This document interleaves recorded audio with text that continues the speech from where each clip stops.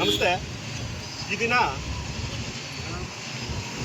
ಅಪ್ರತಿಮ ಸ್ವಾತಂತ್ರ್ಯ ಹೋರಾಟಗಾರ, ಹಿಂದೂ ಕಿಡಿ, ಈ ರೀತಿಯ ಅನೇಕ ಬಿರುದುಗಳನ್ನು ಹೊಂದಿರತಕ್ಕಂತಹ ವೀರ ಸಾವರ್ಕರ್ ಅವರ ಜಯಂತ್ಯೋತ್ಸವ 1857ರ ದಂಗೆಯನ್ನು ಪ್ರಥಮ ಸ್ವಾತಂತ್ರ್ಯ ಸಂಗ್ರಾಮ ಅಂತ ಇಡೀ ಪ್ರಪಂಚಕ್ಕೆ ಪರಿಚಯಿಸಿದಂತಹ ಅಪ್ರತಿಮ ಸ್ವಾತಂತ್ರ್ಯ ಹೋರಾಟಗಾರರು ವೀರ ಸಾವರ್ಕರ್ ಅವರು. ಇವರ ಹೋರಾಟವನ್ನು ಹತ್ತಿಕ್ಕಲಿಕ್ಕೋಸ್ಕರ ಬ್ರಿಟಿಷರು ಅಂದಿನ ಅಂಡಮಾನ್ ಜೈಲಿನಲ್ಲಿ ಇವರನ್ನು ಬಂದಿಯನ್ನಾಗಿಸ್ತಾರೆ. ಆ ಯಾತನೆಯನ್ನು ಯಾವುದೇ ಹೋರಾಟಗಾರರು ಅನುಭವಿಸಿರೋದಿಲ್ಲ.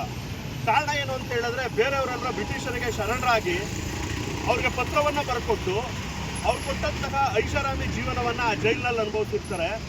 ಆದರೆ ವೀರ ಸಾವರ್ಕರ್ ಅವರು ಮಾತ್ರ ಕಾಲಪಾನಿ ಶಿಕ್ಷೆಯನ್ನು ಅನುಭವಿಸ್ತಿರ್ತಾರೆ. ಆ ಹಸಿವು, ಆ ನಿದ್ರೆ ಇಲ್ಲದೆ ಇರ್ತಕ್ಕಂತಹ ಯಾತನೆ, ಹೆಣ್ಣದ ಗಾಣೆಯನ್ನು ತೆಗೆಸ್ತಕ್ಕಂಥದ್ದು, ಇಷ್ಟೆಲ್ಲ ಕ್ರೂರ ಹಿಂಸೆಯನ್ನು ಕೊಟ್ಟಂತಹ ಸಂದರ್ಭದಲ್ಲೂ ಅವರು ಧೃತಿಗೆಡದೆ ತಮ್ಮ ಕವನಗಳನ್ನು ಜೈಲಿನ ಗೋಡೆಗಳ ಮೇಲೆ ಬರೆದಿರ್ತಾರೆ.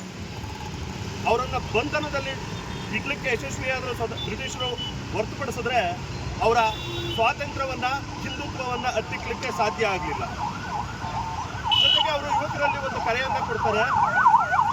ಯುವಕರು ಧೈರ್ಯವಾಗಿ ಮುಂದೆ ಬಂದಿಲ್ಲ ಅಂತ ಹೇಳಿದ್ರೆ ಇಂದಿನ ಸಂಸ್ಕೃತಿ ಹಾಗೂ ಸನಾತನವನ್ನು ರಕ್ಷಿಸಲಿಕ್ಕೆ ಸಾಧ್ಯ ಇಲ್ಲ ಅಂತೇಳಿ ಅಂದಿಗೆ ಕರೆಯನ್ನು ಕೊಟ್ಟಿದ್ರು.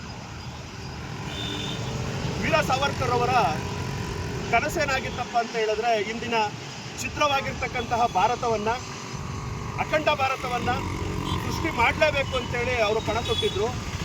ಅದಕ್ಕಾಗಿ ಯುವಕರು ಸಂಘಟಿತರಾಗಬೇಕು ಅಂತೇಳಿ ಕರೆಯನ್ನು ಸಹ ಕೊಟ್ಟಿದ್ರು.